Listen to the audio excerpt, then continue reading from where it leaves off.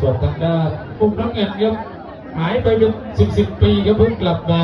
หรือว่าวันนี้มาแจ้งเกิดมาเคาะสนิมว่ากันเถอะดูว่าจะผ่านตรงผมแดงได้ไหม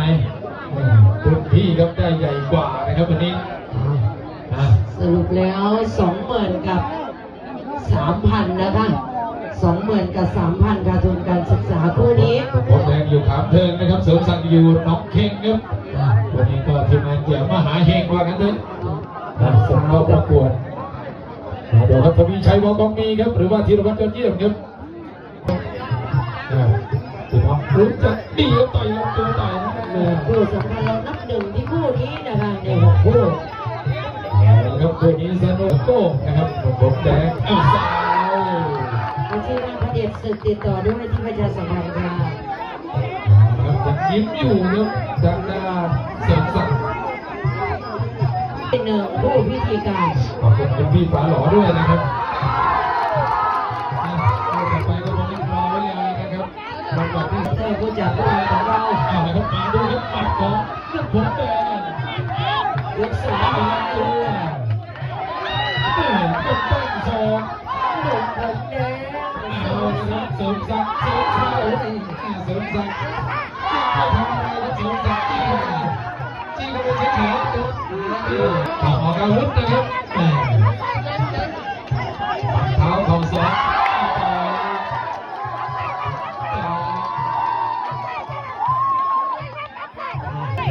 ยกที่2กับ20,000 กับ 3,000มีแข้งซ้ายมีหมัดนะครับ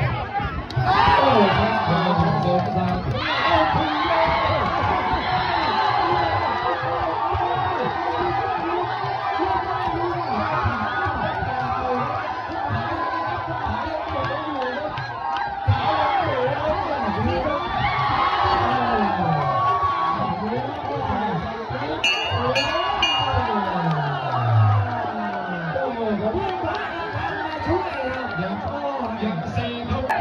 โดนหมัดซ้ายของลูกผมแดง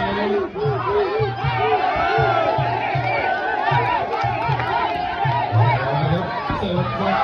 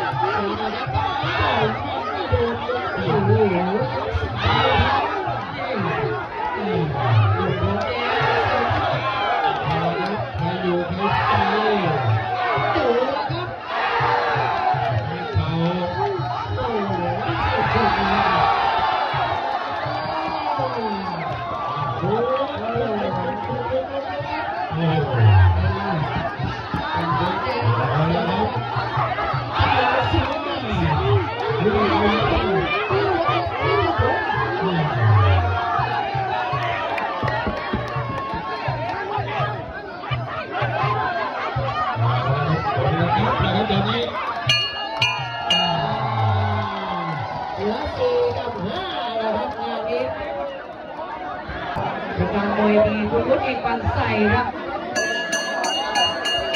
พี่เลี้ยงไอ2นะครับเวลาชกเอต้องรักษาตอนนี้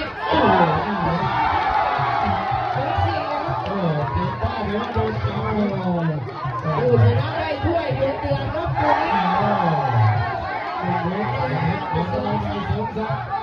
ศักดิ์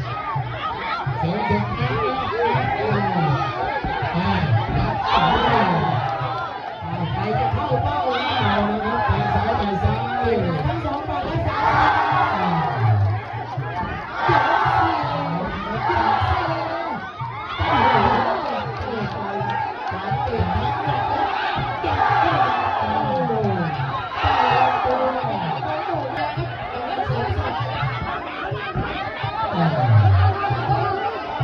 เดินเข้าไปเดินเข้าไป ทำได้ครับได้ โยกโย ย ก กสี่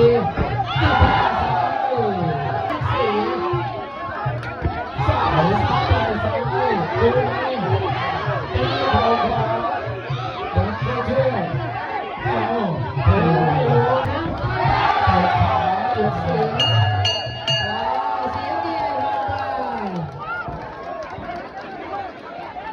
ได้ครับย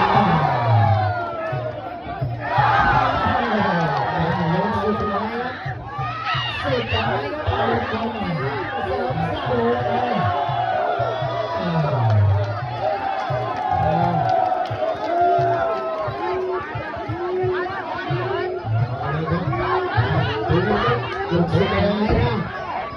เอาทำไมเต้าตัวแล้วก็ขวา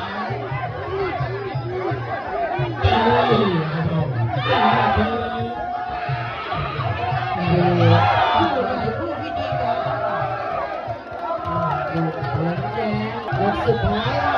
สุดท้ายก็ตัดรับอยู่สุดท้ายแบบนี้ก็มัน2-3 ครั้งโดยการศึกษาติด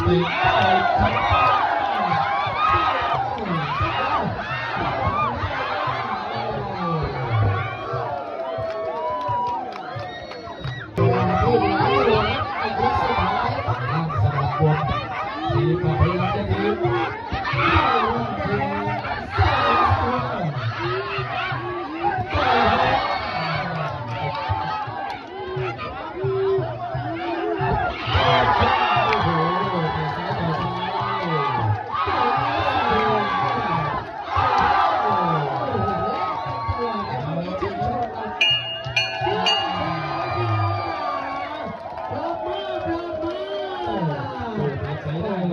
ไม่ว่าใครจะแพ้ชนะก็ชื่นชมนักต่อสู้ทั้งคู่นะคะแล้วก็ทีมงานทั้งสองฝั่งด้วยนะคะด้วยความพักแรงกันครับ จากทวีชัยครับเสร็จแล้วชูมือไปที่เสริม